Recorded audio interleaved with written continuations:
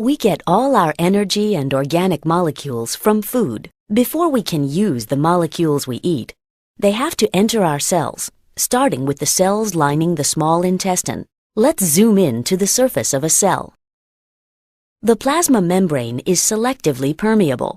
Some molecules can move across it, while others cannot.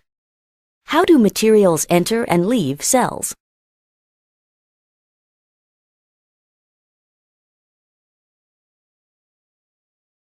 Lipids, such as these yellow molecules, can dissolve in the lipid bilayer. Notice how they move down their concentration gradient, from where they are more concentrated to where they are less concentrated. This is an example of diffusion. Diffusion is a form of passive transport. It does not require energy from the cell. Most molecules can't cross the lipid bilayer. Here, the sugar fructose moves into intestinal cells by facilitated diffusion, moving down its concentration gradient through a transport protein. Facilitated diffusion doesn't require energy from the cell, so it's also a form of passive transport. Water crosses the plasma membrane by facilitated diffusion, or by diffusing across the lipid bilayer directly. The diffusion of water across a membrane is called osmosis.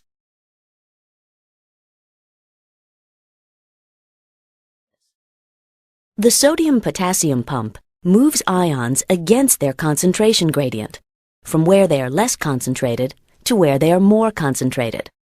This requires energy from the cell and is known as active transport.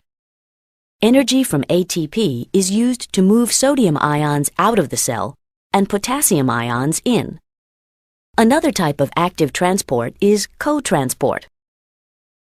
Here, both sodium ions and glucose move into the cell through a co-transporter protein. Sodium ions move down the concentration gradient created by the sodium-potassium pump, and glucose moves against its concentration gradient.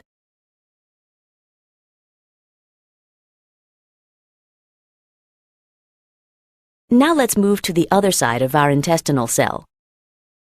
Materials can be exported in vesicles that fuse with the plasma membrane and release their contents outside the cell. This process is called exocytosis. In endocytosis, the plasma membrane pinches in, forming a vesicle that contains material from outside the cell. On this side of the cell, we can also see oxygen and carbon dioxide diffusing across the lipid bilayer. Cells use all these processes to get what we need.